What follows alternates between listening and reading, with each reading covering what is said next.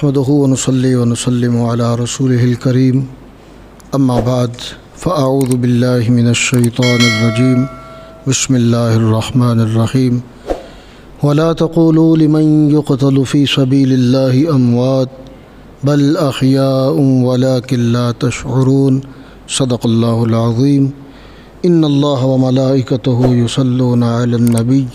یا ایہا الذین آمنوا صلوا علیہ وسلموا تسلیما الصلاة والسلام علیک یا رسول اللہ وعلی آلک واصحابک یا حبیب اللہ۔ شہدائے احد اور سید الشہداء اسد اللہ و رسولہ حضرت سیدنا امیر حمزہ رضی اللہ تعالیٰ عنہ، ان کے فضائل و مناقب کے سلسلے میں یہ پروگرام بحمد اللہ تعالی اس میں حاضری کی سعادت اور شرف حاصل ہوا۔ قرآن مجید نے حیات شہداء کا جو فلسفہ بیان فرمایا ہے، اس میں جو حتمی اور قطعی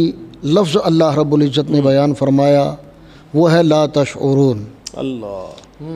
کہ شہداء کی حیات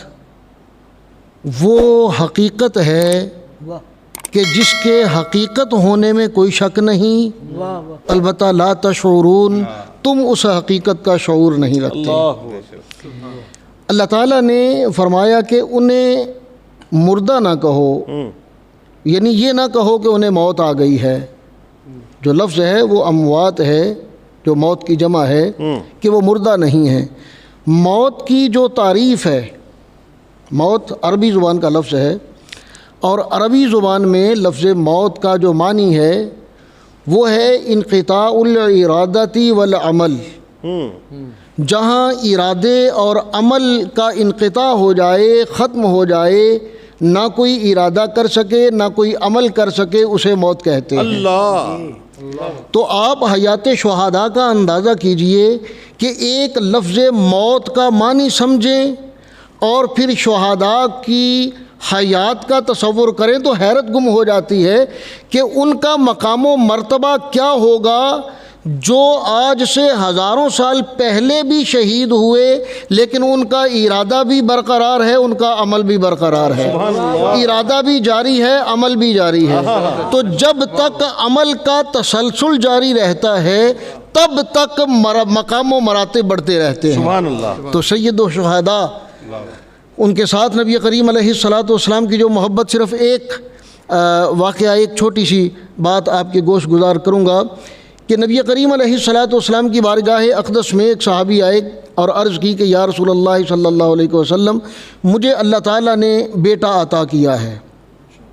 میں اس کا نام رکھنا چاہتا ہوں، لیکن چاہتا یہ ہوں کہ نام آپ رکھیں، آپ کی پسند پر میں نام رکھنا چاہتا ہوں، آپ فرمائیں کہ میں اپنے بیٹے کا نام کیا رکھوں۔ اب آپ اندازہ کیجئے کہ نبی کریم علیہ السلام کے سامنے اللہ رب العزت کی ذات و صفات، وہ تمام نام بھی سامنے ہیں، اپنی ذات، اپنی تمام صفات، ساری کائنات کے تمام الفاظ دست بستہ بارگاہ مصطفیٰ میں حاضر ہیں، لیکن نبی کریم علیہ السلام نے